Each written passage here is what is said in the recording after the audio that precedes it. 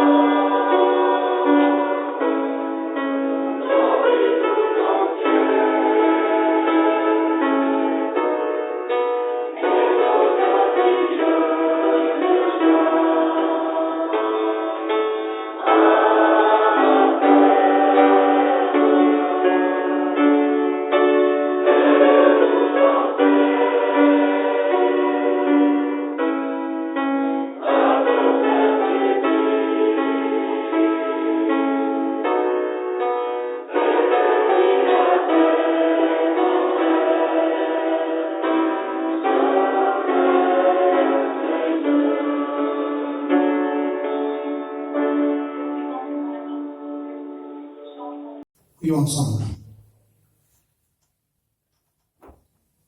Notre Père transgresse, nous voulons te remercier infiniment pour ton amour, pour ta patience envers nous, pour ta protection qui a été avec nous durant cette année qui va s'achever. Merci Seigneur de nous avoir donné des bénédictions. Merci Seigneur de nous avoir donné beaucoup d'entre nous à résister aux tentations que le diable nous avait envoyées. Merci Seigneur de nous avoir aidés dans les projets que nous avions. Merci Seigneur de nous avoir guéri des maladies. Merci Seigneur d'avoir protégé notre pays. Et merci Seigneur parce que tu es un Dieu qui ne change pas. Et que tu vas nous aider dans l'année prochaine afin que nous puissions continuer à être tes enfants. Merci Seigneur parce que tu es un Dieu qui nous pardonne. Et que tu vas pardonner nos manquements de la fois passée. Et que tu vas nous aider à dire comme Josué Seigneur que nous allons te servir, quoi qu'il en soit. Et nous voulons que ce sabbat, Seigneur, nous puissions prendre cette décision. Seigneur, nous aider au moment que nous allons passer ici. Nous sommes avec le prédicateur que tu as choisi, Ismaël. Seigneur, nous voulons que tu puisses l'utiliser. Afin que cette parole qui va nous transmettre ta part puisse nous changer. Que nous puissions décider dorénavant d'être tes enfants. Voilà les grâces que tu te demandes, Seigneur, au nom de Jésus. Amen. Nous allons continuer ce moment de chant avec le cantique numéro 150.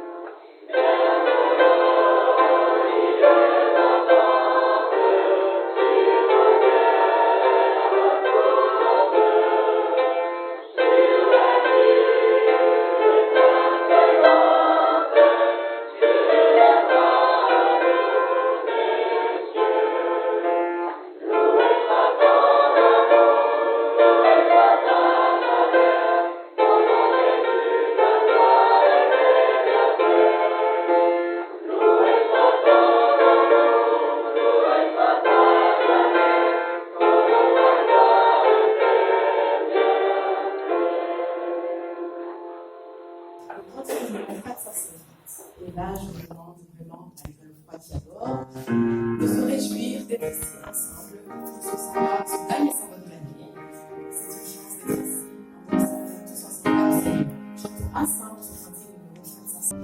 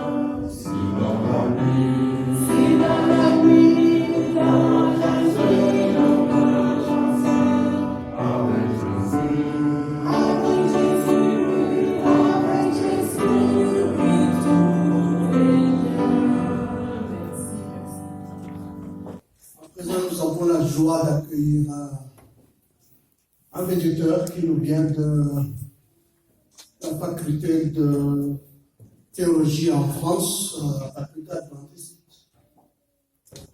qui se trouve à Collonges en France. C'est un étudiant de la faculté de théologie. Il est dans le stage. Quand tu lui as demandé où il va faire le stage, là, il a dit Woluwe. Et nous sommes très heureux de l'accueillir. Et il s'appelle Ismaël Pega, un jeune. Peut-être ça peut inspirer nos jeunes. Et donc nous l'accueillons avec joie et nous voulons que nous prier pour lui et le soutenir dans ce qu'il va faire ici. Et nous t'accueillons très chaleureusement. La parole est à toi. Merci. Est-ce que je peux prendre ce micro-là? Oui. Tout d'abord, je vous invite à chercher dans vos Bibles, dans le livre du Nombre, dans le premier verset. C'est le livre du Nombre, chapitre 21. Et nous allons commencer à lire le verset numéro 4. D'accord? Ok, Nombre, chapitre 21, verset 4, et dit comme ça. Il partit de la montagne dehors par les chemins de la mer Rouge pour contourner le pays d'Édom. Avant de continuer cette histoire ou ce récit que la Bible nous partage aujourd'hui, je voudrais vous donner ou dire un peu sur le contexte de ce qui se passe dans ces moments-là. Tout d'abord, nous pouvons rappeler que le peuple d'Israël était en train de voyager d'Égypte jusqu'à la terre promise. Quelle est la terre promise? C'était Canaan, n'est-ce pas? C'était le but final. C'était l'objectif d'arriver à la terre de Canaan. Mais avant d'arriver à Canaan, nous pouvons rappeler aussi qu'ils étaient en train de marcher dans le désert pendant 40 ans. C'était beaucoup de temps. Mais c'était vraiment un défi pour eux. Et aussi, nous pouvons rappeler que dans ces moments-là, dans cette histoire, tandis que le peuple d'Israël était dans le désert, ils étaient en train d'arriver à une terre appelée Édom. C'est la raison pour laquelle ce verset-là mentionne cet pays, cette communauté. Il partit de la montagne dehors par les chemins de la mer Rouge pour contourner le pays d'Édom. Mais avant d'arriver à ce moment, aussi, il y avait un autre leader. Quel était le premier leader du peuple d'Israël? Il était Moïse. Mais il y avait un autre. C'était qui? Mais Josué, c'était après. C'était Aaron. Mais malheureusement, Aaron, à cause de sa désobéissance à la parole de Dieu, à ses commandements, il a mort. Et mort ou mourut? Mort. Ok, le français, c'est pas mon nom maternel. Je suis en France il y a 3 mois, donc il y a des petites erreurs dans ma langage. Mais dans ce moment, le peuple d'Israël était triste. Et nous pouvons lire ensuite, le peuple s'impatienta en la route. Il y a une autre version de la Bible qui dit que le peuple d'Israël était triste. Il y a une autre version qui dit que le peuple d'Israël était sans courage. Il y a une autre version qui dit de différentes manières. Mais l'essence de ce verset est que le peuple d'Israël était sans courage de continuer son voyage. Mais quel moment si triste! Combien de fois vous avez été triste dans la vie?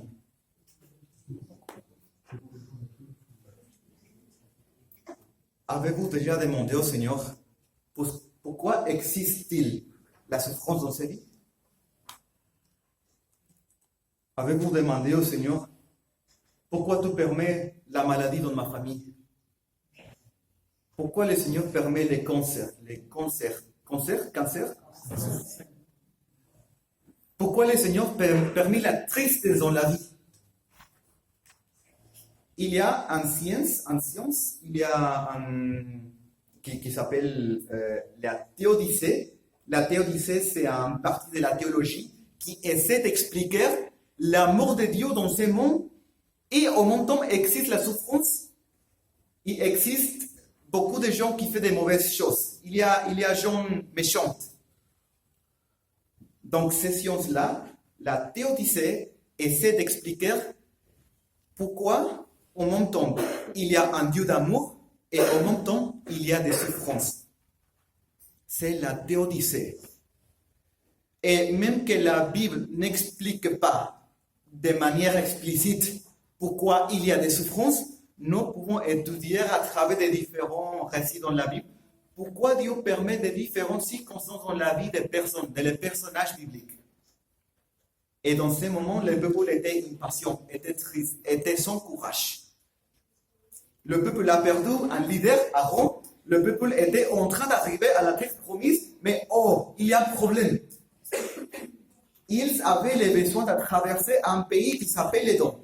Mais pour traverser le pays, ils avaient la nécessité de demander au roi, est-ce que tu nous permets de passer dans ton pays pour arriver à la terre promise que Yahvé, notre Seigneur, le Dieu d'Israël, nous a donnée? Est-ce que vous savez la réponse de ce roi? Non? Vous ne passerez pas dans ce lieu, parce que c'est mon pays et je suis le roi. Et le peuple d'Israël a essayé de convaincre le roi. Est-ce que si tu nous permets, ça sera très court? Nous ne prendrons ni les animaux, nous ne prendrons les plants, nous ne prendrons aucune chose. La seule chose que nous voudrions, c'est de passer à travers ton pays et passer de l'autre côté, c'est tout.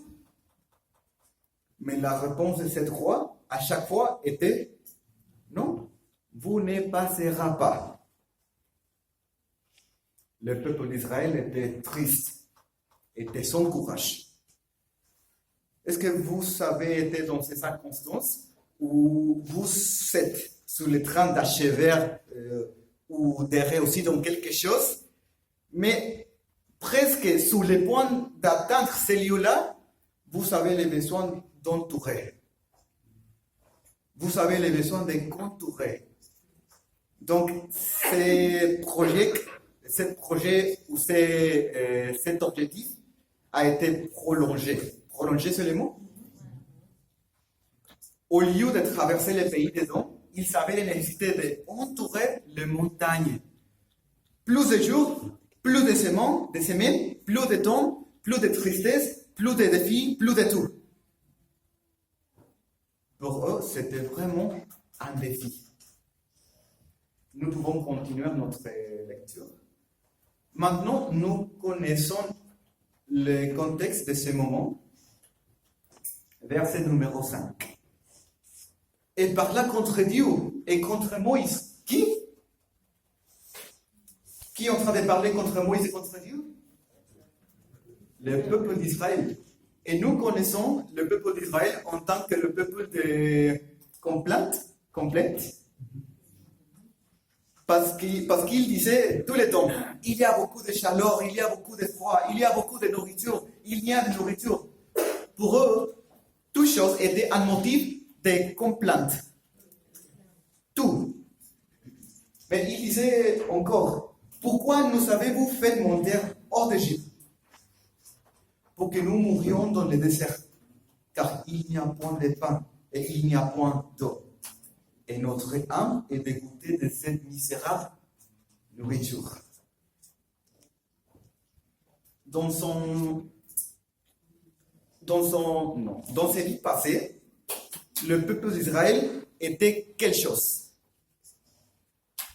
Esclave. Qu'est-ce que fait un esclave? Obéir. Est-ce qu'un esclave a des libertés? Non. Dans le cerveau, dans la tête, dans l'esprit de toutes les personnes, de tout le peuple d'Israël, le mot liberté n'existait pas. Liberté, ça c'est quoi? Notre propre décision? Non, ça c'est quoi? Parce que pour eux, son cerveau était conditionné à l'esclavage. Dans sa tête, il était encore esclave. Donc, pour eux, maintenir un certain grade de sécurité ou de certitude était bon pour eux. Pour nous, c'est bon si nous sommes esclaves, mais si nous avons de la nourriture, mais si nous avons la maison, si les gens, si nous ne recevons pas un paiement, oui, c'est bon pour nous. Chaque fois que nous essayons d'atteindre quelque chose de nouvel ou de nouveau, pour moi, c'est inconnu. Notre cerveau, ce n'est pas apte dans ce moment pour atteindre ou pour changer de vie. Par exemple, quand vous changez de pays, tout est différent. Tout est nouveau. Pour le peuple d'Israël, cette liberté était une expérience nouvelle. C'était bizarre pour eux. La liberté n'existait pas pour eux. Mais il y avait une autre chose. Le peuple d'Israël avait besoin de cuisiner son nourriture, de préparer son nourriture. Oui? Non? Parce qu'ils ont reçu le pain du ciel, le manna, n'est-ce pas? La seule chose qu'ils avaient besoin de faire, c'est de prendre la nourriture, de prendre le manna, et c'était tout. Mais quelle vie, n'est-ce pas? Imaginez-vous que tous les jours, vous allez à la table de sa maison, et la nourriture, les repas, est déjà préparé. Ça sera très belle, n'est-ce pas? Tout est déjà préparé. La seule chose, le seul effort que vous avez besoin de faire, c'est de prendre la bénédiction de Dieu. Et c'est exactement la condition du peuple d'Israël. C'était de prendre la nourriture, de prendre le manna. Mais le peuple d'Israël était le peuple des complaintes. Et parlant contre Dieu, contre Moïse. Pourquoi nous avez-vous fait monter hors d'Égypte pour que nous mourions dans le désert? Car il n'y a point de pain et il n'y a point d'eau. Et finalement, il dit, notre âme est dégoûtée de cette misérable nourriture. Parfois, nous avons l'habitude de penser que Dieu est obligé à nous donner la bénédiction que nous avons aujourd'hui. Combien de vous ont la capacité de lire un texte, la Bible? Combien de vous? Et maintenant, combien de vous n'avez pas la capacité de lire? J'imagine que tous vous avez la capacité de lire, n'est-ce pas? Il y a quelques personnes, par exemple dans mon pays, au Mexique, il y a une certaine tendance à l'ignorance. Donc, une grande partie de la population n'ont pas la capacité de lire. Ils sont, comment dit-on, analphabètes. Ah oui, voilà. Et vous savez remercier au Seigneur aujourd'hui pour cette capacité-là de savoir lire. Parfois, nous n'avons pas l'habitude de remercier Dieu pour les choses que nous recevons tous les jours parce que nous pensons que Dieu est obligé à nous donner toutes ces choses. Même la capacité de lire, notre maison, notre département, notre voiture, notre famille, nos enfants, ton épouse. Toutes ces choses-là sont bénédictions qui viennent de Dieu. Et le peuple d'Israël était tellement habitué à recevoir toutes ces bénédictions tous les jours qu'il pensait, non, Dieu est obligé à nous donner toutes ces choses-là. Dieu est obligé à nous donner de la viande. Dieu est obligé à nous donner de l'eau. Dieu est obligé à nous donner de la manna tous les jours. Non, ce n'est pas l'obligation de Dieu de te donner toutes les choses que tu as aujourd'hui. Et parfois, nous pouvons penser, est-ce que j'ai la capacité? Je suis comment dit-on? Je suis l'âme d'une entreprise. C'est comme ça l'expression?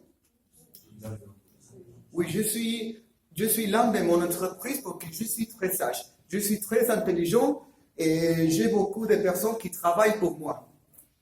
Je suis professeur, j'ai un doctorat, j'ai fait un master à Cologne, j'ai fait un master à je ne sais pas où. Oui, c'est vrai. Dieu t'a donné beaucoup de capacités. Dieu t'a donné un cerveau pour penser de manière logique, parfois, mais ce n'est pas pour toi. Ce n'est pas pour que tu aies la capacité de faire ces choses-là. C'est grâce à Dieu. Et le peuple d'Israël avait le besoin de reconnaître qu'il était grâce à Dieu, qu'il était dans le désert sur le point d'arriver à la terre promise. Et c'était aussi grâce à Dieu qu'il avait la bénédiction de recevoir pain directement du ciel tous les jours, sans nécessiter d'utiliser, comme on dit, stove pour cuisiner. Ah oui, voilà. Il n'avait pas la nécessité d'achever dans les carrefours, dans l'île, dans Aldi. Il n'avait pas la nécessité de faire cela. Verset numéro 6.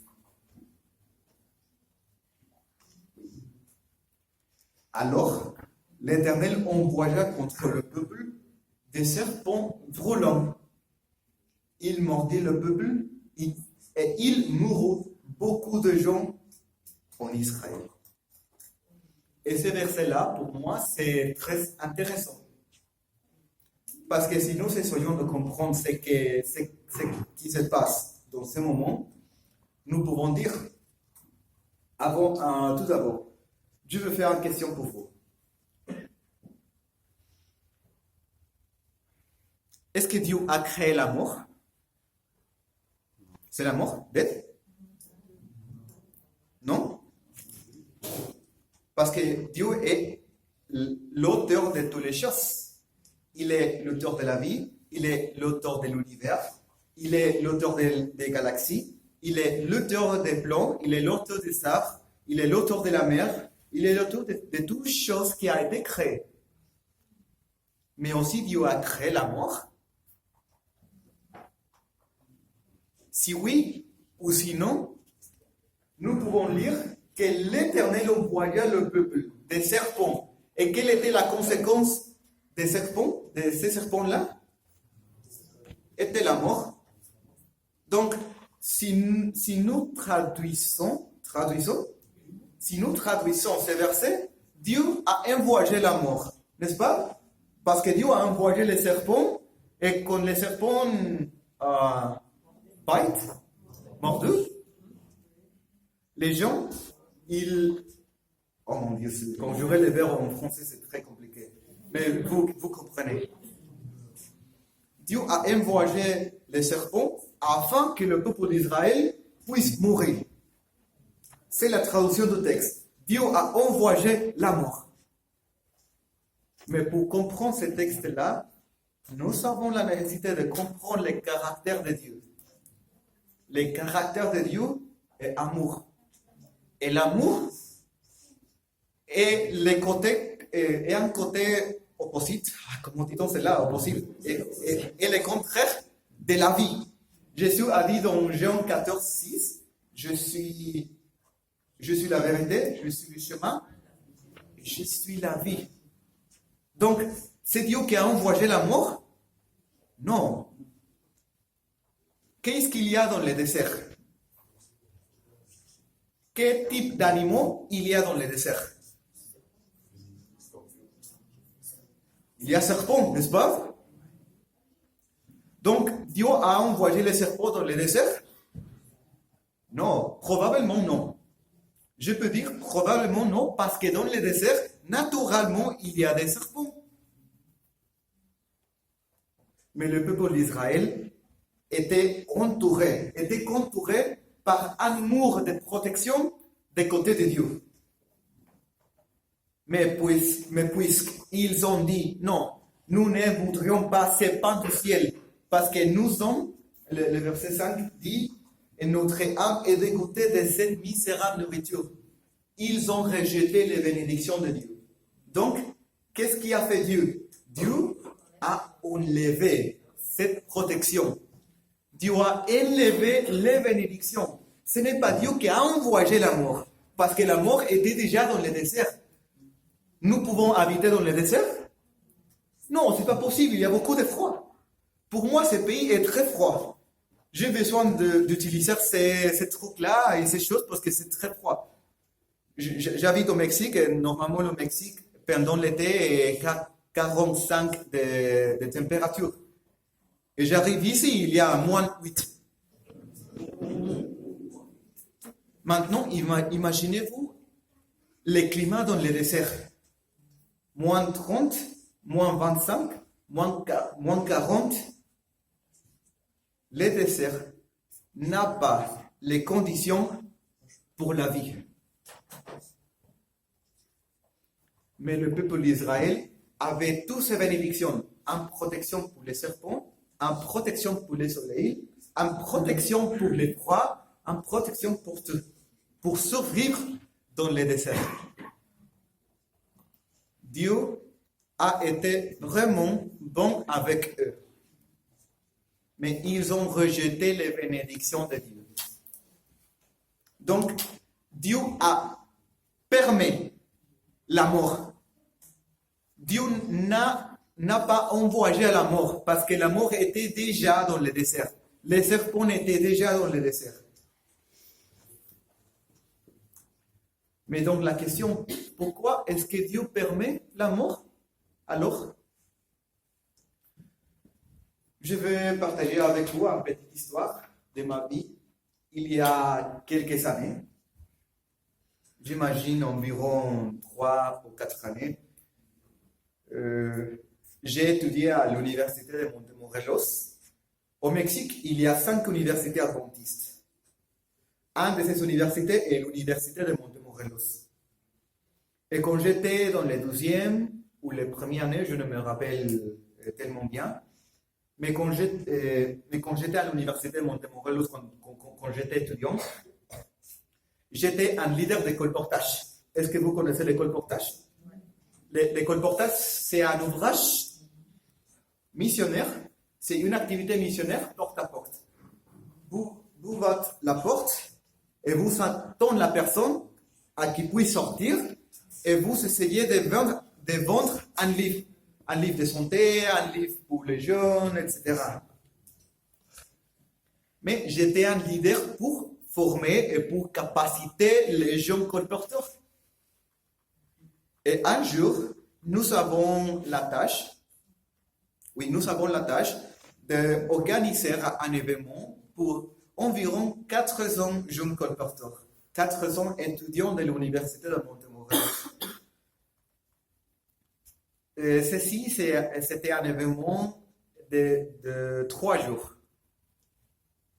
Mais pour organiser cet événement-là, nous avons la nécessité d'aller dans ce lieu-là 2 jours avant, pour organiser tout, pour placer les choses, pour organiser toutes les choses. Et j'étais en train de traverser un moment tellement difficile dans ma vie. Parce que j'avais travaillé le même temps. Un travail de 5 à 7 du matin, après un travail de 8 heures à 12 heures, après cela un travail de 20 heures à 22 heures. C'était vraiment fatigant. J'étais vraiment fatigué. Et j'ai demandé beaucoup de fois à Dieu, Dieu, pourquoi est-ce que tu permets ce type de choses dans ma vie? Parce que j'ai besoin d'argent. Et Dieu, tu as le pouvoir de me donner cet argent sans nécessiter de travailler. C'est simple. C'est facile. C'est facile pour Dieu. Et j'avais l'habitude de demander à Dieu chaque nuit, chaque soir, Dieu, pourquoi tu permets ceci constant dans ma vie? Pourquoi la vie est tellement difficile? Et quand nous étions en train d'organiser l'événement, nous avons imprimé des différentes affiches avec des différentes phrases. Dieu t'aime, Dieu est amour, Dieu est, je sais pas, des différents. Mais il y avait une affiche restant. Restant, c'est le mot? Restant, c'était le reste. Et nous tous nous demandons, d'où est-ce que vient cette affiche-là? C'est bizarre. Mais nous avons choisi de le placer au milieu c'était un lieu comme ça. Comment dit-on plateforme? Comment? Ah, les stages? Estrade. Ok. Et nous avons placé cette affiche-là dans l'estrade, comme ça. Et la phrase disait, parce que Dieu t'aime et il veut te sauver. Et c'était une phrase très importante pour moi. Parce que cette affiche-là était la réponse pour toutes mes questions. Parce que Dieu t'aime et il veut te sauver. Combien de fois vous avez traversé des souffrances dans vos vies? J'imagine que beaucoup de fois, n'est-ce pas? Le peuple d'Israël avait le besoin de comprendre l'amour de Dieu. Parfois, comprendre la volonté de Dieu est difficile. Et parfois, il est impossible de comprendre la volonté de Dieu. Mais nous pouvons faire une chose. Pas comprendre la volonté de Dieu. Mais nous pouvons accepter la volonté de Dieu. Et c'est une chose tout à fait différente. Nous pouvons lire les prochains versets, le verset numéro 7. Le peuple vint à Moïse et dit, nous avons péché, car nous avons parlé contre l'Éternel et contre toi. Prie l'Éternel afin qu'il éloigne de nous ces serpents. Moïse pria pour le peuple. Jusqu'à quel moment le peuple d'Israël a reconnu qu'ils avaient besoin de Dieu? À quel moment? Après les serpents, après la mort, après la souffrance, après la tristesse. Imaginez-vous, beaucoup de peuples en train de mourir. Il y avait des mères avec des enfants, comment dit-on, babies. Il y avait des gens plus vieux. Il y avait des différents types de peuples. Parfois, la seule manière de comprendre que Dieu est amour est à travers la souffrance. Et le peuple d'Israël disait, parfois, prie l'Éternel afin qu'il puisse enlever de nous ces serpents. Et le verset 8, l'Éternel dit à Moïse, fais-toi un serpent brûlant et place-le sur une perche. Quiconque aura été mordu et les regardera conservera la vie. Quelle était la réponse du Seigneur? Un serpent brûlant sur une perche. Et je me demande, quel type de réponse est ces réponses-là? C'est complètement bizarre. Imaginez-vous que vous êtes malade et vous allez au médecin Vous attendez à une prescription médicale, n'est-ce pas? Mais imaginez qu'il place une statue devant son table et il dit, si vous regardez cette statue-là, vous êtes guéri. Non, ce n'est pas comme ça. Vous avez besoin d'un médicament pour le boire. Vous avez besoin d'une injection. C'est le mot injection? Vous avez besoin d'une injection. Vous avez besoin d'un... Pour... Ah oui. Parce que c'est une réponse logique. Ça répond à notre logique. Ça répond à notre raisonnement. Mais un serpent brûlant sur un perche, non, ce n'est pas une réponse qui répond à notre logique.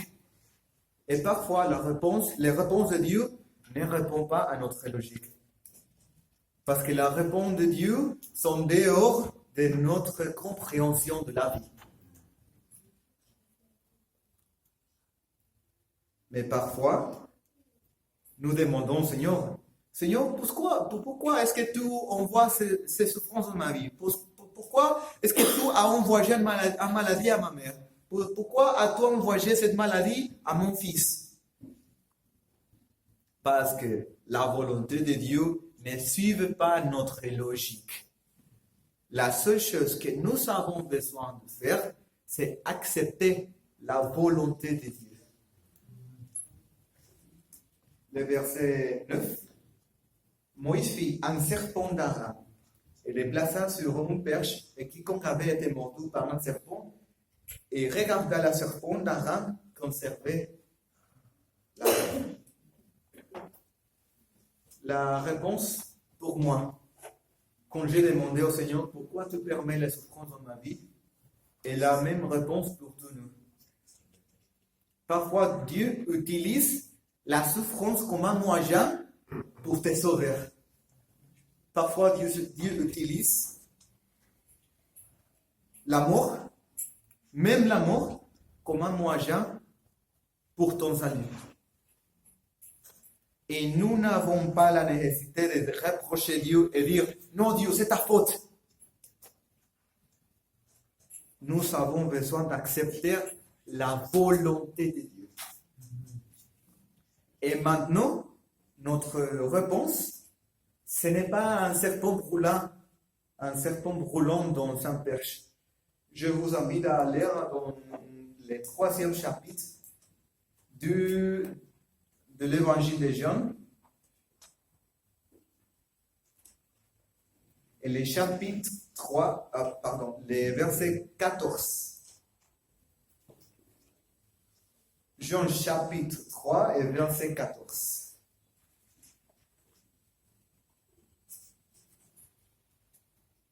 Et comme Moïse éleva le serpent dans le désert, il faut de même que le Fils de l'homme soit élevé, afin que quiconque croit en lui ait la vie éternelle. Car Dieu a tant aimé le monde qu'il a donné son Fils unique, afin que quiconque croit en lui ne périsse point, mais qu'il ait la vie éternelle. La réponse pour nous aujourd'hui, ce n'est pas un serpent brûlant. La réponse pour tous les problèmes de notre vie, c'est Jésus-Christ. Et probablement, nous allons souffrir pendant le reste de notre vie, jusqu'à la deuxième venue de Jésus. Mais tandis ces moments de souffrance, de tristesse, de épreuves, de défis dans cette vie, nous avons besoin d'accepter la volonté de Dieu et regarder aussi les sacrifices de Jésus-Christ dans la croix. Parce que c'était la solution, c'était la réponse pour tous nos problèmes. Que Dieu vous bénisse. Amen.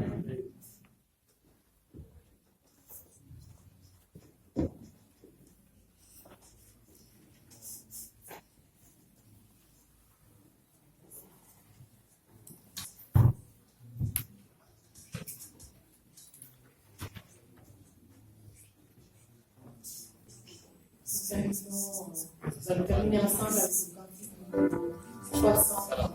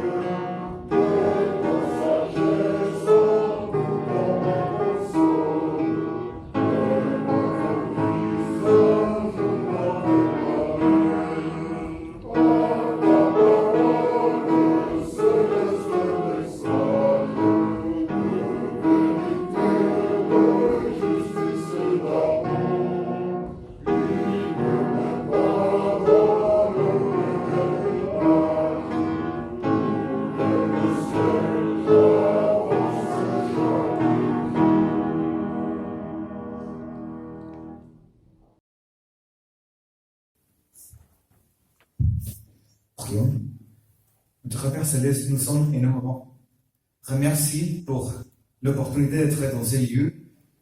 Et je te prie dans ce moment que tu puisses envoyer tes bénédictions à tous nous. Tu connais chacun de nos nécessités, tu connais chacun de nos besoins, que tu puisses remplir notre corps avec ta présence et que tu puisses nous donner la sagesse pour prendre la meilleure décision pour notre vie, mais surtout pour la vie éternelle. Au nom de Jésus, je te prie. Amen.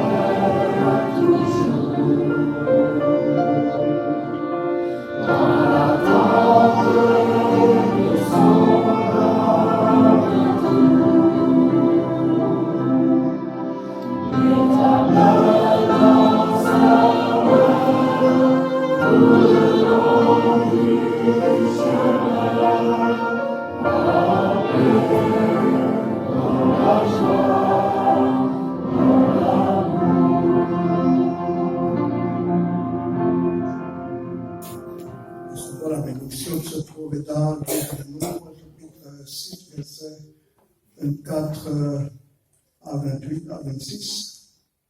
Que l'Éternel te bénisse et qu'il te garde. Que l'Éternel fasse luire sa face sur toi et qu'il t'apporte sa grâce. Que l'Éternel tourne sa face vers toi et qu'il te donne la paix. Je vous souhaite une bonne semaine et bon sabbat à tous.